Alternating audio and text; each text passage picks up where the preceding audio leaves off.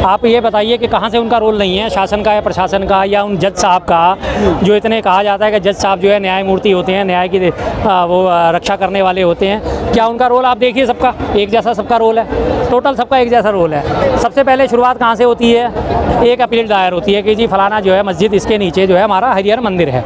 Appeal दायर हुई, 2 घंटे के अंदर जज साहब ने फैसला ले लिया कि हाँ जी ठीक है, अपील स्वीकार करी जाती है और दूसरे पक्ष को बिना नोटिस कोई जारी करे हुए, बिना उसे पक्ष रखे दिए, अपना मौका दिए हुए, और उसके बाद अगले 2 घंटे के बाद कोर्ट कमिश्नर नियुक्त कर दिया जाता है, जाओ भाई सर्वे करके लाओ।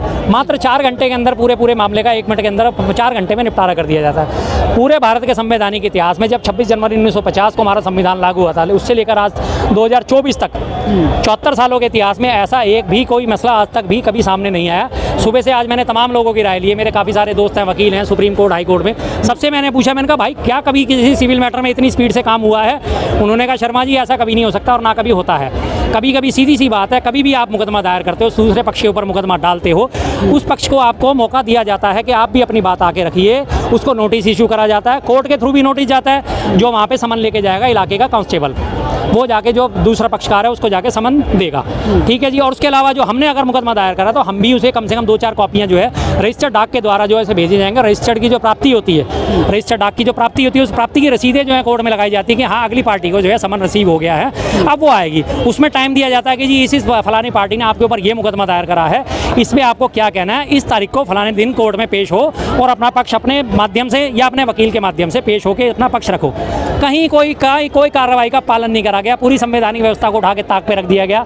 सुबह अपील दायर होती है, 2 घंटे के अंदर ऑर्डर जारी हो जाते हैं, 2 घंटे बाद कोर्ट कमिश्नर नियुक्त हो जाता है और कोर्ट कमिश्नर 2 घंटे बाद ही जाके अपने पुलिस की पूरी उसे सुरक्षा मिल जाती है और वो लेके चल देता है सर्वे करने के लिए। अखिलेश यादव कह रहे हैं योगी जी को इल्जाम लगा रहे हैं, हाँ। लेकिन अगर FIR हुई है तो समाजवादी पार्टी के सांसद पे हुई है, उन्हीं पे होगी और किस पे होगी? आप क्या सोच रहे हो, योगी जी पे हो जाएगी या योगी जी के किसी व्यक्ति पे हो जाएगी? भाई साहब अगर आप ऐसा सोच रहे हो तो आप तो बहुत भोले आदमी हो साहब, आप तो बहुत भोले आदमी हो। आप तो फिर नवंबर को नवंबर नहीं मानोगे, आप नवंबर को मई मानोगे, सीधी सी बात है। हाँ लग रहा है समाजवादी पार्टी के नेताओं पे, वो तो आरोप तो लगाएंगे ही, क्योंकि समाजवादी पार्टी ने इनकी नाक में दम कर रखा है। अब समाजवादी पार्टी को देखो इन्होंने बैकफुट पे कैसे लेके आए हैं। कुंदर की विधानसभा क्षेत्र है जिसमें 9 सीटों पे उपचुनाव होता है। कुंदर की विधानसभा क्षेत्र में करीब 2-2.25 लाख वोटर हैं, जिसमें से कि 65% वोटर जो है वो वहाँ के मुसलमान हैं और उन 65% वोटर मुसलमान होने के बावजूद वहाँ से जो है बीजेपी पार्टी का हिंदू कैंडिडेट जीत जाता है और वो भी 1,77,000 वोट लेके, लगभग 27,000 जो है वोट दूसरी पार्टी को मिलते हैं और 1,44,000 से वो बंदा जीत रहा है। क्या रातों रात वहाँ पे हृदय परिवर्तन हो गया? क्या रातों रात वहाँ के मुसलमानों का हृदय परिवर्तन हो गया कि जिन्होंने बीजेपी को जिता दिया? इन सब चीज़ों से जो है ध्यान भटकाने के लिए और ये नया संभल का ताज़ा मुकदमा लिया। अब चारों तरफ आप देखिए पूरे मीडिया में संभल। महाराष्ट्र में किस तरह से जीते वो सब भूल गए, जो हेराफेरियाँ महाराष्ट्र में करी वो सब भूल गए, भूले बैठे हैं, उस पर अब कोई चर्चा नहीं हो रही। झांसी में जो 15 बच्चे जल के मर गए उस पर अब कोई चर्चा नहीं हो रही, मामला खत्म हो गया। क्योंकि झांसी में जो पकड़े गए हैं लोग, जो झांसी में जो फायर टेंडर का जिसके ऊपर ठेका था वो सारे के सारे बीजेपी के लोग थे और बीजेपी के लोगों ने वहाँ पे ट्रेंड फायर फाइटर जो होते हैं उनको ना रखने के बदले वार्ड बॉय और उनसे जो है इलेक्ट्रीशियन का काम कराया गया, जिन्होंने उल्टी सीधी तारें जोड़ी, शॉर्ट सर्किट हुआ, आग लगी, उनके ऊपर पर्दा डालने के लिए इस मामले को जो है उलझा दिया गया। कुंदर की विधानसभा पहली चीज़। दूसरी बात महाराष्ट्र की नांदेड़ लोकसभा में जो है कांग्रेस का जो कैंडिडेट है 5.5 लाख वोटों से वो है लेके और 1450 वोटों से वो जीत हासिल करता है। अब उसी नांदेड़ लोकसभा में 6 सीटों पे चुनाव भी हैं विधानसभा के, उन 6 सीटों पे 6 के 6 बीजेपी के कैंडिडेट जीत जाते हैं और कम से कम 25,000 वोटों से जीतते हैं। उन 6 के 6 का टोटल मिला के जो है वो 4.5 लाख है और जो उसका है वो 5.5 लाख है। 1 लाख वोट ऑलरेडी कम मिले हैं बीजेपी वालों को, लेकिन 6 की 6 सीटों पे वो जीत गए। कैसे हेरा फेरी हो गई भाई? मैं ही वोट देने जा रहा हूँ, मैं एक तरफ तो कह रहा हूँ कि मेरा MP जो है वो कांग्रेस से होना चाहिए और दूसरी तरफ मैं सोच रहा हूँ कि नहीं मेरा जो MLA वो बीजेपी का होना चाहिए। पॉसिबिलिटी है, एक विधानसभा में हो सकता है, 2 में हो सकता है, 3 में हो सकता है, 6 के 6 में कैसे हो जाएगा साहब? हर जगह एक ही पैटर्न, 25,000 प्लस वोट है, 25,000 प्लस वोट है, 6 की 6 विधानसभाओं में 4.5 लाख वोट लेंगे और वो जीते हुए हैं। आप कह रहे हैं कि अखिलेश का काम नहीं, लेकिन पुलिस अधिकारी को भी देखा गया तो वही कह रहे थे कि नेताओं के चक्कर मत पड़ो, अपना करियर बर्बाद मत करो जी। लेकिन अब समाजवादी पार्टी के सामने FIR हो गई। बिल्कुल होगी, FIR होगी, समाजवादी पार्टी के खिलाफ भी होगी, कांग्रेस के खिलाफ भी होगी, दूसरी पार्टियों के खिलाफ भी होगी, हर एक के खिलाफ होगी। हमारे जैसे लोग बोल रहे हैं, हो सकता है हमारे जैसे लोगों के खिलाफ भी FIR हो जाए। क्या भ्रम फैला रहे हो? सीधी सी बात है। क्या सपाई दंगा में शामिल है? बिल्कुल नहीं है। जनता ने देखा अबे पे दंगा में कौन शामिल थे। जब कोर्ट कमिश्नर जो है वो उसे ऑर्डर देता है, पहले तो रात को जो है अंधेरे में जाके वहाँ कोर्ट कमिश्नर सर्वे करने पहुँचता है, उसके पीछे पूरी की पूरी भीड़ है जो भड़काऊ नारे लगाती हुई चल रही है, पहली चीज़। उसके बाद वो मामला किसी तरह थमा। अगले दिन सुबह सुबह 5:45 बजे फिर वही कोर्ट कमिश्नर जो है फिर पूरी भीड़ के साथ, पूरे लश्कर के साथ जो है वो सर्वे करने वहाँ पहुँच जाता है। उसके पीछे फिर डबल भीड़ होती है, पुलिस वाले साथ चल रहे हैं, लेकिन भड़काऊ भाषणों को रोका नहीं जाता, भड़काऊ नारे लगाने जाए उनको रोका नहीं जाता, किसी भी किस्म की वहाँ कोई सुरक्षा व्यवस्था दूर दूर तक नजर नहीं आती। और उसके बाद जब हंगामा हुआ तो सारा का सारा ठीकरा जो है अखिलेश जी के सिर पे फोड़ दिया गया। सीधी सी बात है, 2 सीटों पे वो जीते हैं। अखिलेश जी को कमज़ोर करने की साजिश है, उन्हें पता है कि आने वाले टाइम में अखिलेश जी जो हैं वही हमारे लिए जो है साबित होंगे गेम चेंजर, तो इसलिए उनके ऊपर सारे के सारे ठीकरा फोड़ दिया, उनके ऊपर FIR कर दी गई है। जिस तरीके से कोर्ट में अखिलेश यादव कह रहे हैं जब 19 तारीख को सर्वे हो गया जी, तो दोबारा प्रशासन ने किससे अनुमति ली मस्जिद में जाने की? वही तो मैं कह रहा हूँ ना, ये कोर्ट ने 19 तारीख का जो सर्वे दिया वो इतनी जल्दबाजी में दिया, उसके बाद जो अनुमति दी वो इतनी जल्दबाजी में दी। कोर्ट को इतनी क्या जल्दी पड़ी थी भाई? ये क्या कौन सा कोई जीवन मरण का सवाल था? एक जीवन मरण का जब सवाल होता है उसी चीज़ में एक प्रावधान होता है कि आप हाई कोर्ट का, सुप्रीम कोर्ट का रात बिरात कभी भी दरवाजा खटखटा सकते हो। अगर अगले दिन किसी व्यक्ति को फांसी होने वाली है और आपके पास सबूत है कि इस व्यक्ति ने गलत नहीं करा है, इसकी फांसी रोकी जानी चाहिए, तो रात बिरात में कोर्ट खुलते हैं। अदरवाइज ये सिविल मैटर में तो ऐसा कुछ होता ही नहीं। सिविल मैटर में आपने अपील डाली, आपको सेटिस्फाइड हो तो ठीक है, नहीं तो दूसरी पार्टी के पास वक्त है, आराम से वो अपना जवाब दाखिल करेगा, तब जाके पूरी प्रक्रिया का पालन करने के बाद तब जाके जो ऑर्डर पारित होते हैं। और उसके बाद भी अगर वो नीचे वाले कोर्ट से संतुष्ट नहीं है एक पार्टी, तो वो इससे ऊपर अपर कोर्ट में जा सकती है, अपर कोर्ट से संतुष्ट नहीं हाई कोर्ट में जाएगी, सुप्रीम कोर्ट में जाएगी। तो ये एक प्रॉपर प्रावधान है जिसका टोटल उल्लंघन करा गया और दंगा भड़का दिया गया। शर्मा जी, ये संभल हिंसा के पीछे कौन लगता है आपको? जो पहले बहराइच हिंसा के पीछे थे, बस वही बहराइच वाले। बिल्कुल बिल्कुल, बहराइच का इनका मुद्दा फेल हो गया, वो नहीं चला, तो उसके बाद इन्होंने संभल तैयार कर दिया। अब संभल का हिस्सा हो गया, अब इसमें जो है चिन्हित कर करके लोगों को उनके घरों पे बुलडोजर चला जाएगा। 15 दिन का कोर्ट का सम्मान करते हुए, 15-15 दिन के नोटिस सबके घर पे भेजे जाएंगे और 15-15 दिन बाद उन सबके लोगों के घर अवैध घोषित हो जाएंगे, चाहे उसने 30 साल से बना रखा हो, चाहे 50 साल से बना रखा हो, चाहे 100 साल से बना रखा हो। अब सबके घर अवैध घोषित हो गए, उनके सबके घरों पर बुलडोजर चल जाएगा। पुलिस अधिकारियों पर केस होना चाहिए? बिल्कुल होना चाहिए। पुलिस प्रशासन ने अपना निभाया कहाँ? पुलिस प्रशासन की तमाम वीडियोस मौजूद हैं, बकायदा बे मारो गोली सालों को, मारो इन्हें, में गोली मारो बे, जल्दी मारो इन्हें, गोली मारो, साफ साफ ऑर्डर कहने गोली मारो गोली मारो। क्यों भाई? गोली मारने का आपको अधिकार मिल गया? किसने आपको अधिकार दिया किसी की जान लेने का?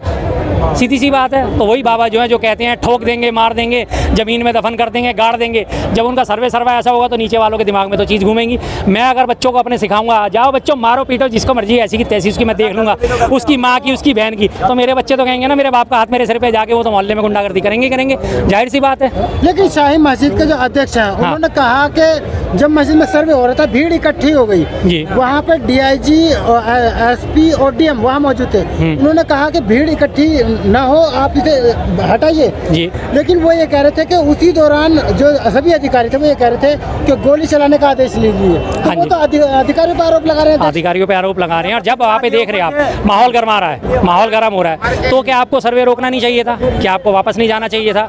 अगर माहौल कर रहा है, आप लोगों को सेटिस्फाइड तो करो, कानूनी रूप से सेटिस्फाइड तो करो लोगों को कि हाँ जी ये गलत है, ये सही है। आप हर वही बात आती है बार बार, हर मस्जिद के पीछे आप नीचे मंदिर ढूंढने लग रहे हो, तो भाई साहब इस तरह से तो आप पूरे देश को जो है खंगाल दोगे, पूरे देश को खोद दोगे। लाल किला बना था, लाल किले का समकालीन ये जैन मंदिर है, इसी जैन मंदिर पे यहाँ के लाल किले के सारे मजदूर जो है हिंदू मुस्लिम सब मौजूद थे, उन्होंने अपने यहाँ डेरे डाले थे, उनकी यहाँ झोपड़ियाँ बनी थी। आज उनके वंशज आके कहने लगेंगे लाल मंदिर मेरा है, क्या आप मान लोगे? अगर वो सारे मुसलमान थे तो आप मान लोगे? आगे जो है अप्पा गंगाधर राव द्वारा बनाया गया पानीपत के तीसरे युद्ध में, मराठा युद्ध में जो है अफगानी जो थे, अफगानियों ने आक्रमण करा यहाँ अप्पा का ये है गौरी शंकर मंदिर के नीचे, तमाम लाशें दफन है। ये पूरा का पूरा एरिया नादिर शाह के टाइम में यहाँ पूरे चांदनी चौक में कत्लेआम हुआ था, तमाम लाशें दफन है, यहाँ लोगों की कब्रें नीचे मौजूद हैं। अब उनके वंशज आके कहने लगे हटो बेटा खाली करो नीचे, हमारे तो उसकी पुराने उसके व्यक्ति की कब्र है, हमारे दादा की परदादा की लकड़दादा की कब्र है। आप मान लोगे इन चीज़ों को? भाई इसीलिए 1947 में एक वर्शिप एक्ट लाया गया था कि 1947 में जिस जगह की जो स्थिति है उसे वैसे बरकरार रहना देना चाहिए और उसके बाद आगे के लिए हम सोचें। लेकिन नहीं, अल्टीमेटली घूम फिर के वही हमारे को पुराने मध्ययुगीन में लेके चले गए। हर आदमी के हाथ में तलवार होगा, हर आदमी के आगे त्रिशूल होगा, हर आदमी के आगे हाथ में पत्थर होगा, नेता बैठे हुए मौज लेंगे आराम से। कौन से नेता का वहाँ पे आपको लीड करता हुआ दिखा? कोई बीजेपी के लीडर का कोई भी, आज सांबित पात्रा और दुनिया भर के इनको डिफेंड करने वाले बैठे हैं, क्या किसी भी एक नेता का बेटा वहाँ पे मौजूद था भीड़ को लीड करता हुआ? सारे आम आदमी थे, सारे आम आदमी अपनी जान गंवा रहे हैं, चाहे वो राम गोपाल मिश्रा हो, चाहे आर्यन मिश्रा हो। अब सबसे बड़ा उदाहरण आपको देता हूँ, इसी 19 तारीख के आसपास जो है गाजियाबाद में 185 करोड़ टन जो है 185 करोड़ टन 185 टन गोमांस पकड़ा गया है। गोमांस जो है सप्लाई करने वाला कौन? पूरन जोशी मतलब पंडित। पंडित उसके जो है कोल्ड स्टोरेज से 185 टन गोमांस जो है बरामद करा गया। क्या किसी बीजेपी वाले को, गोरक्षा वाले को उसके घर पे जाके हंगामा करते देखा, उसके घर पे जाके एजिटेशन करते देखा, क्या उसके खिलाफ नारे लगाते देखा? क्यों नहीं देखेंगे? क्योंकि वो बीजेपी समर्थित है। तो इनके लिए तो बीजेपी कहाँ पकड़ा है उसे? नहीं पकड़ा, कुछ नहीं है, कोई गिरफ्तारी नहीं है, कुछ नहीं। 185 टन गोमांस बरामद हुआ है और वो खुला घूम रहा है, आराम से खुला घूम रहा है, कोई एक्शन नहीं। आपने बात की 1991 की। हाँ जी। जब लगा दिया गया कि 1947 से पहले जो इमारत थी वो ऐसी रहेगी। बिल्कुल जी। जब वो कानून है और अदालत में बाकायदा तो है, तो क्या आपको नहीं लगता कि अदालत की कमजोरी है जो इस वजह से इतने ये केस आ रहे हैं? इस अदालत की तो पूरी तरह कमजोरी है इसमें। अदालत दिख कर रही है इसमें। अदालत तो एक आम गली का गुंडा दिख रहा है जज। वो बेशक मेरे ऊपर डिफेमेशन का केस ला दे, मुझे कोई दिक्कत नहीं है। आम गली के गुंडे जो होते हैं, उग्रवादी गुंडे होते हैं, जय श्री राम करते हुए, तेल लगाओ डाबर का, वंश मिटाओ बाबर का गाते हुए घूमते रहे, वो वाले जज की हाल है। उस जज की क्या उसने कानूनी प्रक्रिया का पालन करा? क्या उसे नहीं पता कि 1947 वर्षीप एक्ट लागू है? क्या उसे ये नहीं पता कि एक पक्ष अगर एप्लीकेशन दे रहा है तो दूसरे पक्ष को नोटिस दिया जाता है जवाब दाखिल करने के लिए? भाई मेरे पर भी सिविल मुकदमे चलने हैं, प्रॉपर्टी के सिविल मुकदमे चलते हैं, दोनों पक्षों को जो है नोटिस दिया जाता है कि आप अपनी अपील के जवाब में क्या कहना चाहते हो, फलाने व्यक्ति ने आपके ऊपर ये आरोप लगाए हैं। जब टोटल हो जाता है तब उसके बाद जाके कोर्ट कमिश्नर नियुक्त होता है कि विवाद जमीन का सर्वे करके कोर्ट कमिश्नर रिपोर्ट दो। और उसमें भी अगर दोनों पक्ष सहमत हैं तो ठीक है, नहीं सहमत है तो वो वहीं की वहीं रह जाती है रिपोर्ट। जी।